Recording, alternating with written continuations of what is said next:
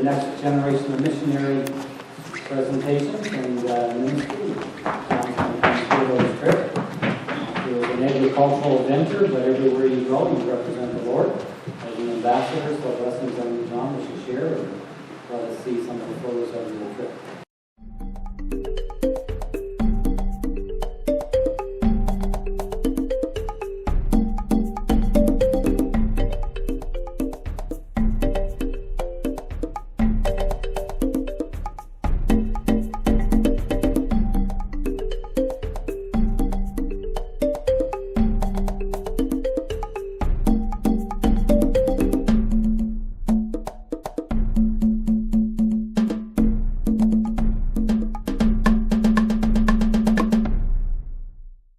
I'll start from the beginning. This trip for me started last November. I guess during potato digging, I learned about the trip to Ghana through 4-H Canada, which was going on, and I just kind of had a quick idea, that'd be cool. It'd be a great experience right after I graduate high school, go to Africa. I never heard that. People go to Africa, but I never really put much thought into it, but then my dad said, I think you should do this. And that's where the Botangs are from. My friend's from Lakeville.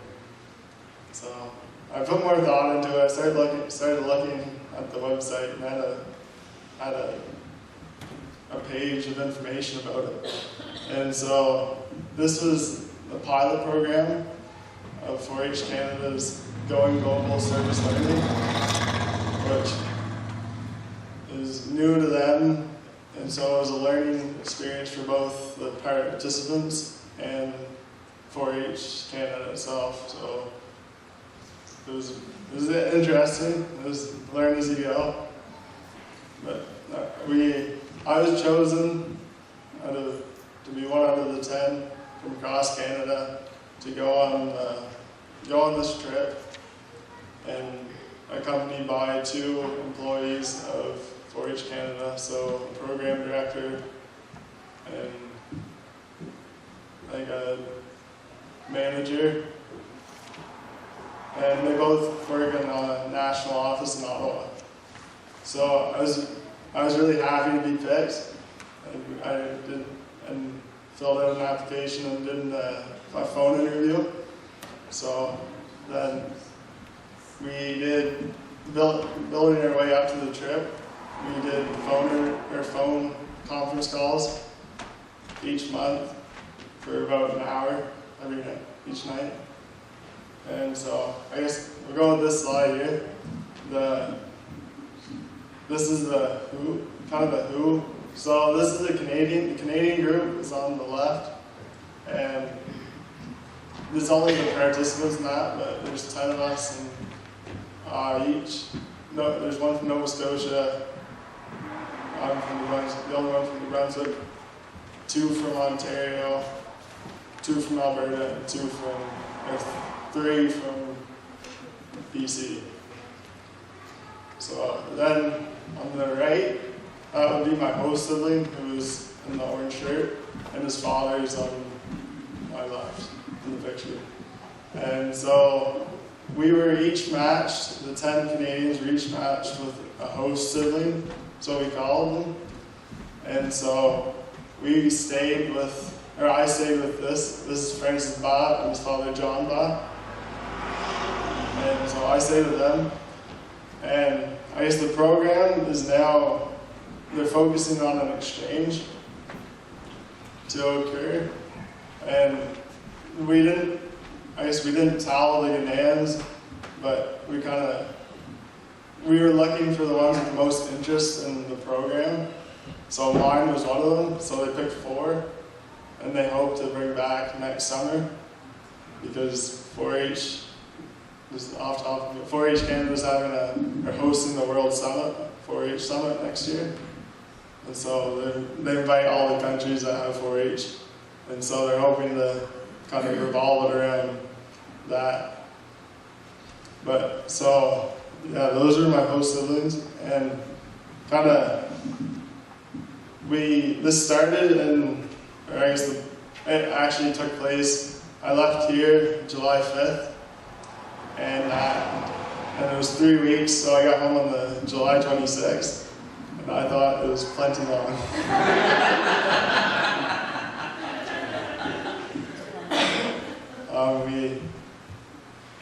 I guess throughout the breakdown of the 3 weeks, was the first week where we kind of got an orientation to the country itself.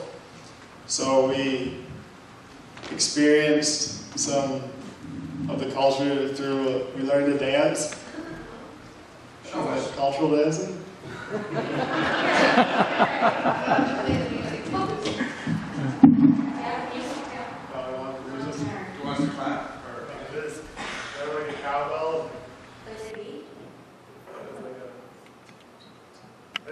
They just like, when they welcome the chief and the dances, they have to go like,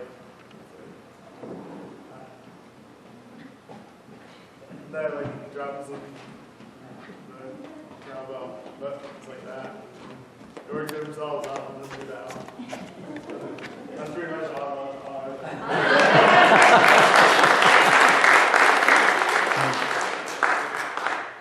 And we also learned some language. So Madase is kind of like a good day to you. And their language is Twi, and it's quite a bit different. It's a lot simpler than English.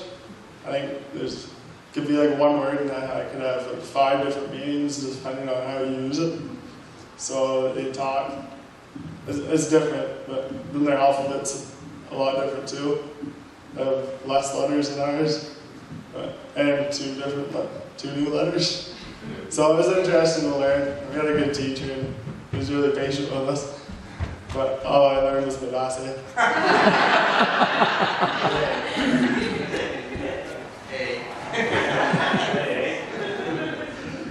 Yeah, so with the first week, we went to,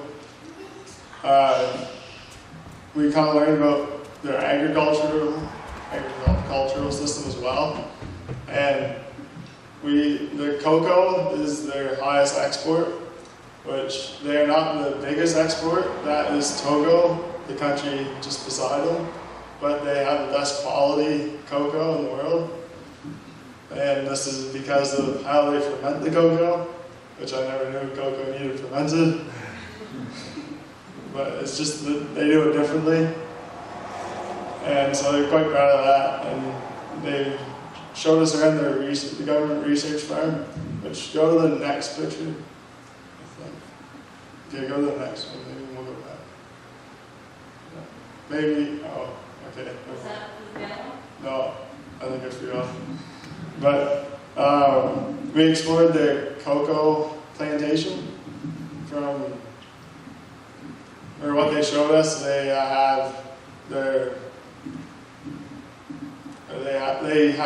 do experiments or research, same as like potato research farms here. They look through different spacings of trees and different types, and they really try to promote agriculture the best they can, because right now they have a hard time getting the youth involved in agriculture because there's no mechanization, which doesn't appeal to anyone, and I can't blame them.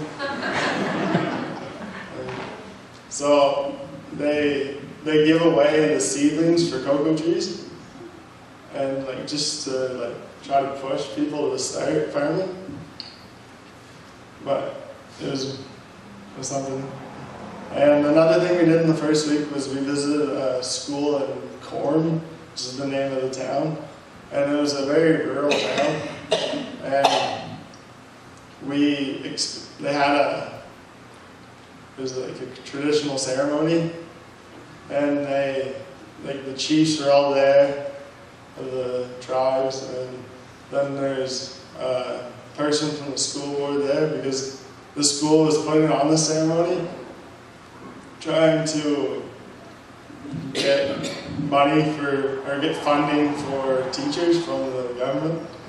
So it was really neat to see that. That's kind of how they pushed. Like they had the kids present like dances and like some drama things, and then like everybody danced. And it was very, very interesting and something I'll probably never forget. But just to see the kids, how they live. So then the second week, we lived with our host family. So I lived with mine, and I was the most rural host. Most rural area. I was 30 kilometers away from kind of the center of where everybody was, and it took 2 hours to get there. The roads were very bad, and there's very, very big potholes. But it was a long week for me because I was the only one who really spoke. I spoke English, and my host siblings spoke English. And there might have been like another couple in the town, but they spoke limited English. So it was just a long week talking to one person. You kind of run out of stuff to talk about after a while.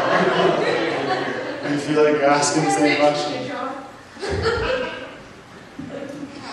But it was very different. Can you go back?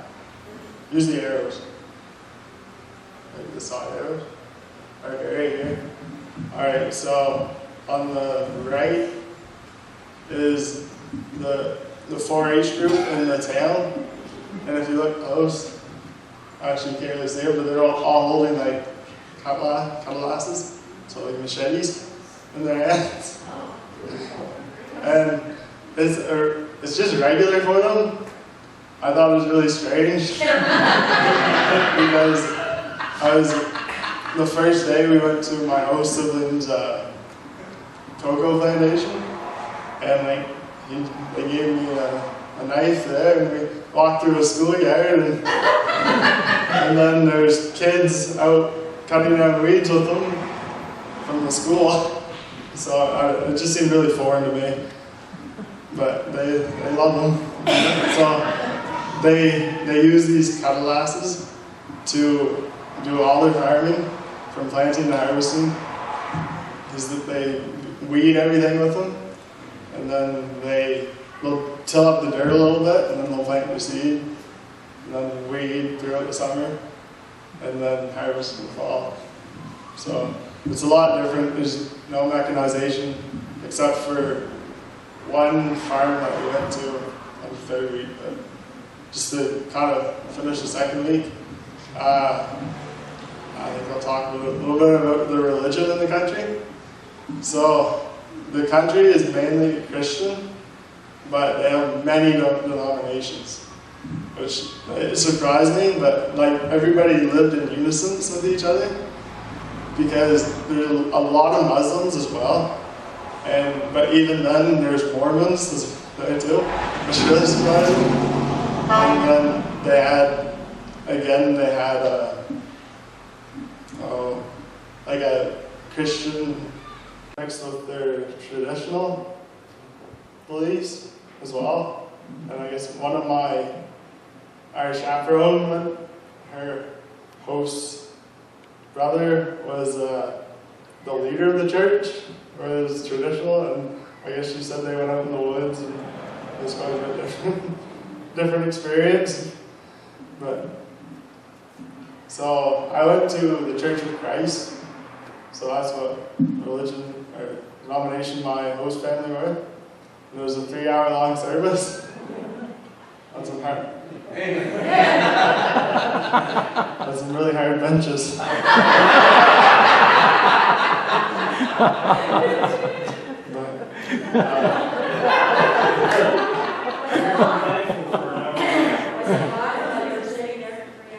It was hot the whole time. It was like, the weather was kind of the same heat, but it was just a lot more humidity in the air. So that's what made you really sweat. But no, the church is really nice. They made me introduce myself, and one of them kind of, they spoke, or like they translated for me, or like into their language. So it was a neat experience, and I guess the pastor was involved with 4-H when he was younger, so that was really interesting, kind of a good connection. And I guess the Church of Christ, I thought it was cool because they explained it to me how it originated. On the day of Pentecost, when it said that they took 3,000 believers in the Christ Church, and that's where it kind of explained, like, what should the name of the church be? It should be the Church of Christ. So that was kind of a neat experience, or neat to know. I never knew it. So that was kind of religions there. And then, so I guess the daily life there, the father, John Ba, of my host sibling, he was a farmer, and he had one of the bigger amount of acreage in the community. There's about 2,000 people. It was small and close-knit, but he had 8 acres of cocoa, of the cocoa plantation that he shared among his family. And then he had another piece of ground which he grew some fruits on and vegetables for his own family. So like plantain and cassava, which they grind up. And some was like a coconut texture. And bananas as well. So I had a lot of bananas that week. I got sores in my mouth from eating all the citrus fruits. So I didn't feel too good at the end. But so the daily life, I guess the father, he woke up fairly early at like 5-ish, and then he'd go to work in the morning for a couple hours, and then come back and sit in the house, and then he'd go back to work, and kind of the same thing.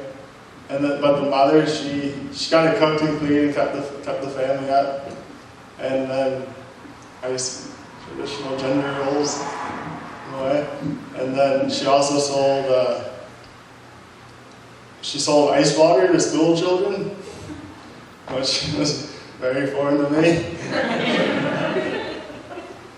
But it was, I guess, how to make a living. So the women worked all day. Yeah, the women worked all day, I think.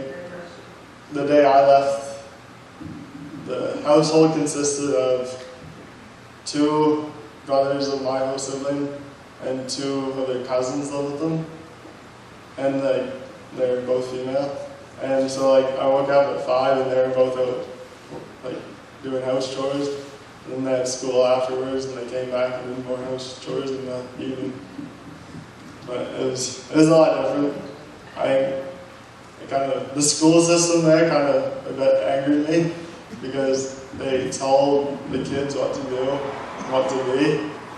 And they had their school system around like Christianity, but they didn't show the love of God. They kind of showed the fear of God, which I think scared a lot of the kids into believing, and maybe not the way that I thought it should have been. And I think they told people if your kids don't go to school, they can, what the girls specifically, they're going to get underage pregnancies. So it's kind of bad that way. I didn't like it, but they had a lot of schools there, which is, I guess, kind of surprised me too, because there's just in the small community there are 3 schools. So that surprised me. And then for high school, it's normal for the family to ship off the kid, and they go away and they live in dorms for, I guess, 4 years. And when they go to high school, they decide what they're going to do for the rest of their life, pretty much, because they have a choice of what they're going to take in school. So like sciences, home economics. I think there's like some schools have agriculture and visual arts, and then there's some more which I forget. But I think I was talking to a girl at one of the high schools, and she said like they have to choose and they can't switch. So it's hard for them when they're young to pick. But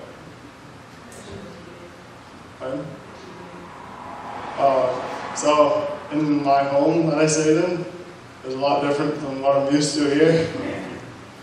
I slept on a straw bed, which is different. And 2 o'clock, the roosters would start. And but it was neat to see the community. It was since they're so close knit. My family had a television, satellite, so we saw like each night the kids' friends would all come over and they'd watch an Indian soap opera, which they had like translated to Twi. It's really surprised me, but it was great to see. I like to see, like they'd all huddle around the TV and watch it. But they just loved it. And so that was the second week. And then the third week, we met back up with our host, or with the Canadians. And there's also a US group that went. And we weren't really together, but just kind of the 4-H Ghana did it at the same time to make it easier for them.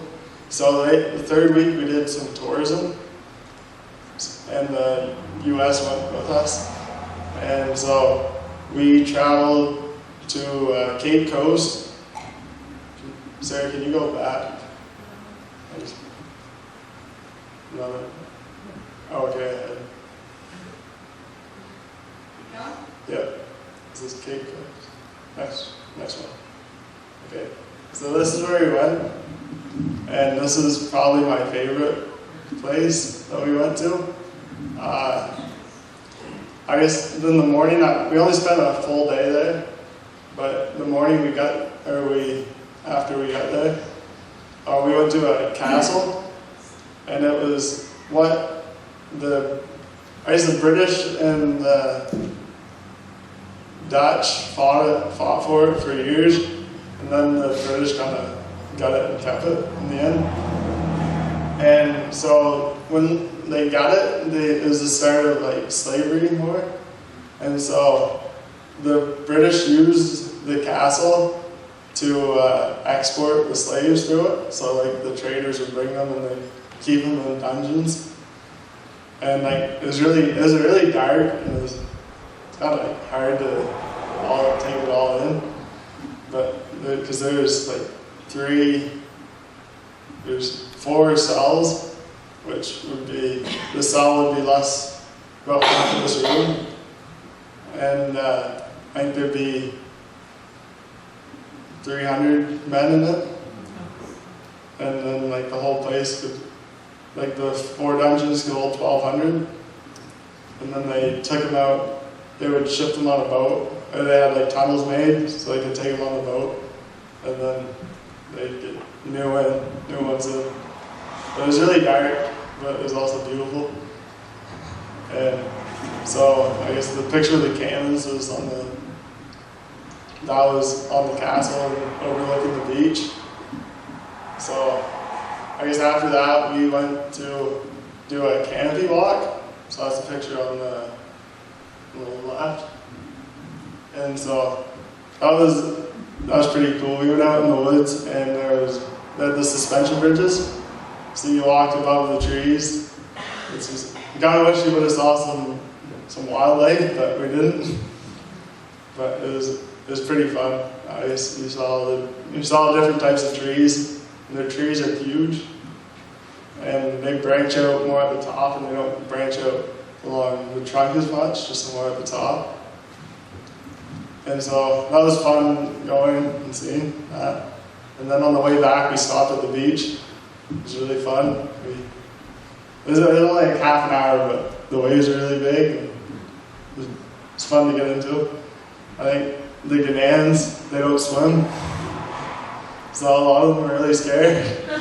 I think the two supervisors from 4-H Ghana were really scared. I think they were getting mad almost that we were in the water because they couldn't do anything to help us if we got hurt. Because I guess it's only the fishermen that swim. And so, but it was fun. A couple of them got in the water. And so, the next day after this, we went to Kumasi. So we go back. I guess the picture on the right is that's a view of the top of our hostel that we stayed in.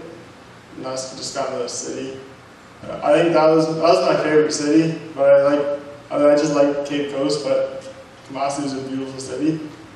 And they were in Kumasi. They had the strongest tribe in West Africa, and they had a king.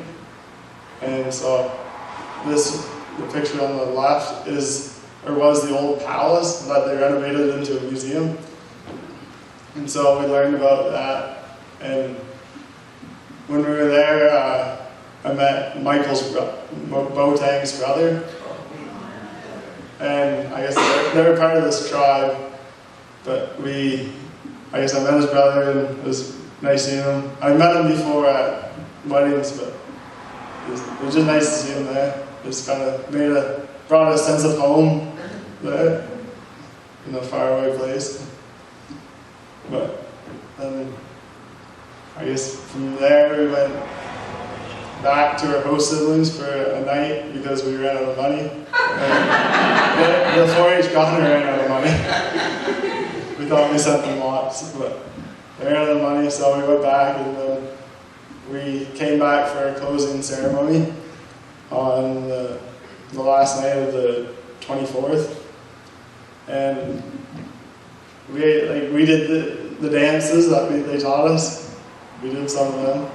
And then the ceremonies are a lot different there. Like there's not, when somebody's talking or at a dinner, everybody else is talking to. All the tables have discussions amongst themselves. So it's kind of hard to get up there and talk. And I think our chaperones really get mad because they were the ones who were doing the most talking at them.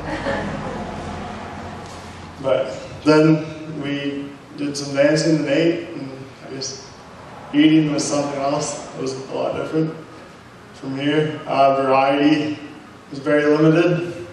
We had rice and chicken and tilapia, and either a banku, which is a fermented corn. It's kind of like a dough, or fufu, which is also a dough, but it's got like ground nut cassava in it.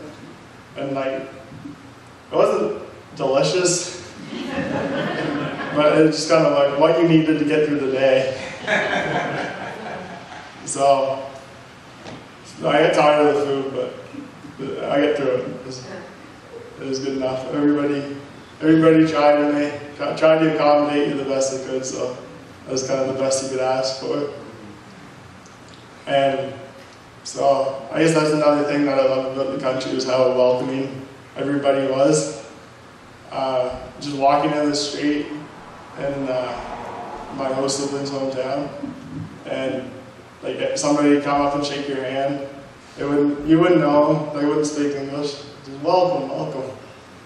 So it was nice to experience that, and I think everybody knew. I guess everybody kind of knew me because I was a white guy. I think most of them were saw.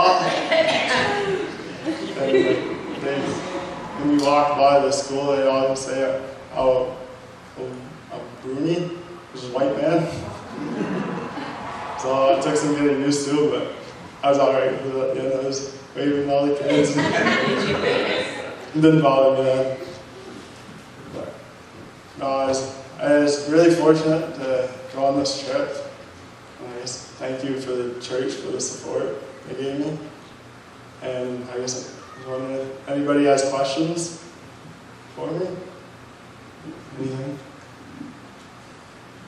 So did you find the nights long, John? Or were you tired enough that you slept until the rooster crowed at 2. Well, yeah, I slept pretty okay. Yeah. I think I was just tired most of the time. It's kind of, I think other people were more tired than me just because a lot of the group, there's only 3 in my group that never got sick. I was one of them. So I guess I was tired in ways, but it was just like from the day, not that I felt bad. Then the rooster in the morning that woke up, so we So had a what long was day. the temperature, It was like 29, about. I don't know if the humidity, John? Yeah. but I think it was about 29, 28 most days. Not where I was. I think where some of the other people in my group stayed, they're a very high elevation, so during the night it cooled down quite a bit, and so they had to wear their pajamas, I guess, what they brought. So it's kind of up to you where it cools down. So do they just eat like the meat, is it fish and chicken? Like I never heard of mentioning Yeah, and goat. There's goats everywhere. They walk around. I kind of like compares it. Like sleeping there, it was good, but it's kind of like sleeping in a show barn. Kind of. I mean, it just had the same characteristics. Like sleeping on straw and you hear the animals. So did they have pigs? Some people. They weren't common, They weren't. and neither were cows. No. Yeah, we had mosquito nets. I guess we only had to use them when we went to our host siblings, because the rest of the places, they didn't, for whatever reason, they didn't have mosquitoes. Yeah. So the house, did it have windows and doors like a normal house or was it? Yeah, in the house it was 5 bedrooms and like a television room.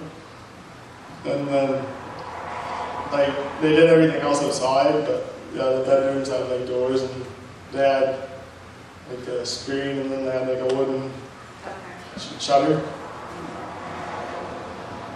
So John, when you, the second week when you were with your host family, did you have contact with them? Or did you sort of leave and not see them again for a week or? My chaperones came out to see me once. Okay. Yeah, and Michael called. Michael Bote? My Botang called. He got their number. Oh. He did a little check number and he checked them out. Oh, it's there. What do you have I had the cell phone, but it didn't really work Yeah. the way I expected it to. So, I mean, I could have called, like I had Michael, like the Botang's niece's number. So if I needed an emergency, I had the number. So that's kind of how I met up with her too. But, So you kind of went out on your own for a week? yeah, they just kind of trusted us. I think the U.S. they had younger participants. Like we all had to be above 18, Yeah. but the U.S. like 18 is like the max. I don't know what the minimum was, but they each had a chaperone in each of the. Like they were in groups more, Yeah. and they had a chaperone paired with them. Water was just pretty cold. So my family, they collected rainwater, so like that's what she sold to the kids, the rainwater. Yeah, and there was like, It was cold. yeah, it was a block of ice. And you could just drink bottled water. Yeah, we all had to drink bottled water. That was one of the requirements. Do they have showers and No, they had. Their showers on the rails. You take a bucket, spray it that. Like there's like a little. They had a. Like a curtain. No, it was a couple pieces of wood and a couple of rotten pieces of steel around a little square and a rock, and you stood on the rock and dunked water on yourself. It was different. Water. No, it was like they got this. if it didn't rain, they got the water from the spring, which is really murky colored. Glowing at night. How did it shower? Yeah, it was nice when I got home. Yes. Yeah. So life isn't too bad after good water. That was pretty good. I used the cleanliness is something. Everyone knows. Just like every market, they have these little plastic bags that they put everything in. And like, you just see the plastic bags are everywhere in the country. Because they don't really have a garbage or a waste system. I guess they do, but it's not, it doesn't work the way it should. And so like, they just throw it in their backyard and they burn it. Nobody's hungry. Yeah, okay, yeah, I guess that's.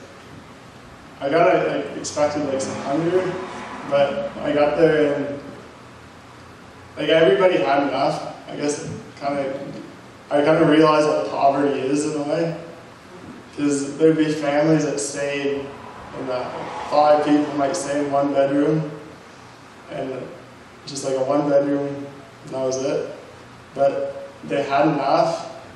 And like they're happy with how they were. But like if I saw that on TV before, it would really make me question it. Like that would be poverty to me. But they had enough to eat. They were happy where they were.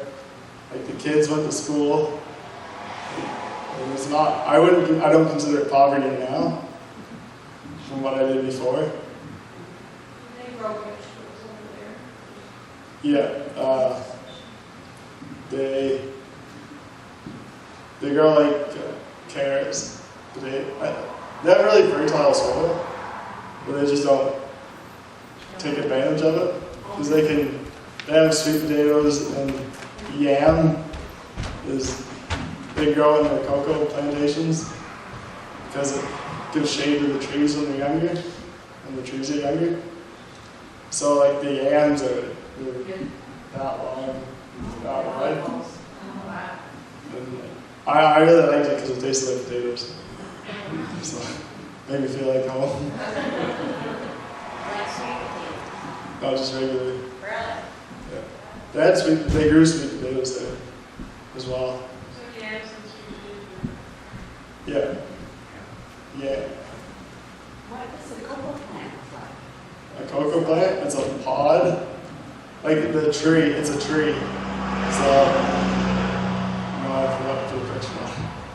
I thought I had one on it, but But it's a tree. yeah, it's a tree. And then the pods grow along the trunk. And they just, like a little stem comes off of them, and then it's just like a pod. Like is it like, looks like a, It's like like an a, Halloween or is yeah, it bigger? about that big. Oh, really? It's kind of like a wrinkled football. Like a wrinkled smaller football. And then like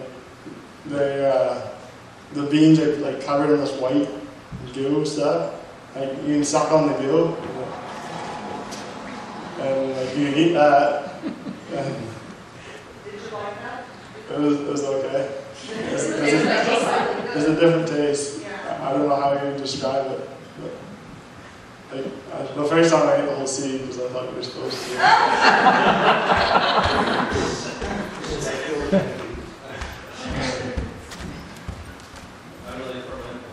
They ferment them.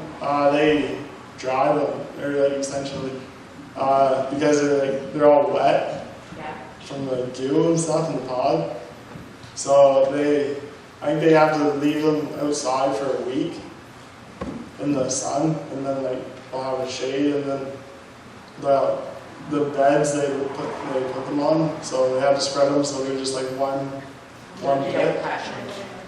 Like they can touch, but they're just like one layer. And then they'll take the beds and they'll flip them. And then, I think it's more just drying, but I guess they ferment as well. And then they bag them. And it's like 50-pound bags. So they're sent away in raw form. Yeah, Okay. yeah. There's not really. It's kind of Manufactured it would be. yeah. There's not really any manufacturing or like processing plants there at all. I just went to one farm, and the guy this was from Ghana, then moved to the U.S., and he farmed there, and then he moved back to Ghana. And he has one of the biggest farms there, and he had to build a processing plant for the fruit that he produces because there's none there. So that's what kind of makes it difficult to get into agriculture there as well. Did I see a picture on there of the fruit bats? Of what? Fruit bats? Do you see those? Fruit bats that are like big Oh. bats that hung upside down all over the tree. Did you see those? No. No. No. Lucky. I didn't see that. There's Can you go back to the slider?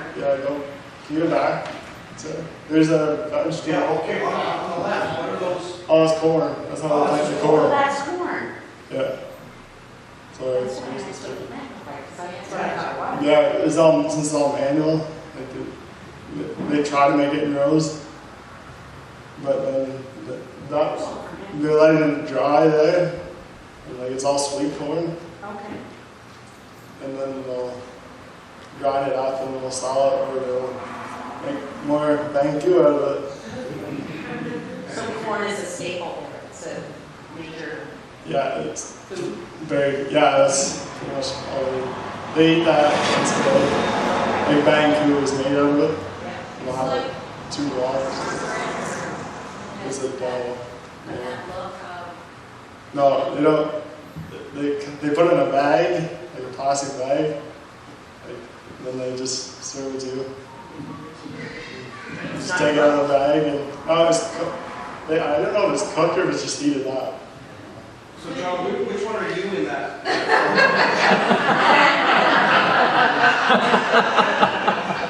I'm in the back. You're the guy wearing the black t-shirt?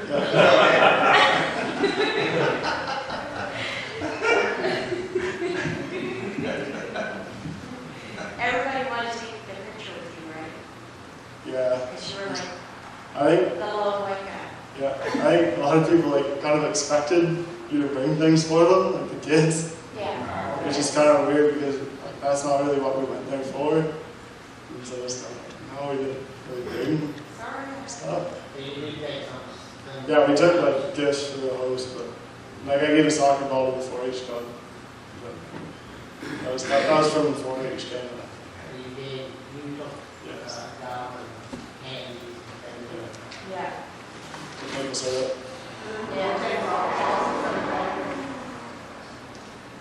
Worrying about things like lotions and soaps and things that are alcohols to use on gym.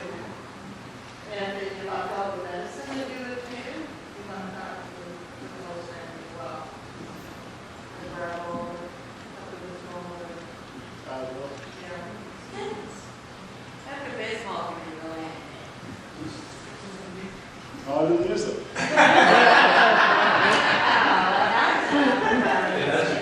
That's a good thing. Yeah, I didn't use it. John, I don't have a question, I just have a comment.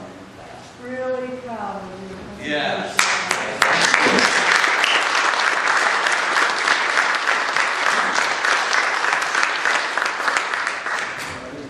All right, thank you.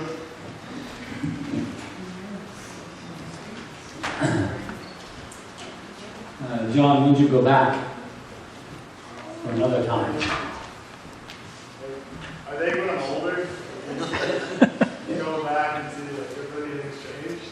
Oh, yeah. One of those strips. Give it a little space, I take it. Take some time. Well, thank you. That was very, very informative and extremely well done. I pictured being the only white guy with all these guys carrying machetes, and I'm sure. Anyway, just the cultural change, difference, and contrast. And the only other thing I thought about, John, is from a North American perspective and an agricultural perspective, what would you say would be the best thing that you could do from here to help them in their production.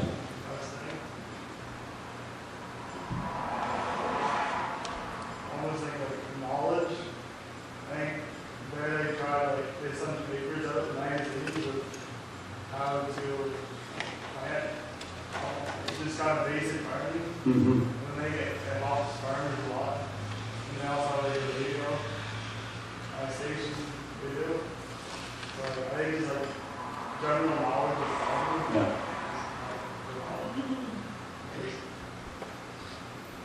That's great. Well, thank you. And thank Mom and Dad for being brave enough to let you go and experience it. Yeah, I'm glad you got that.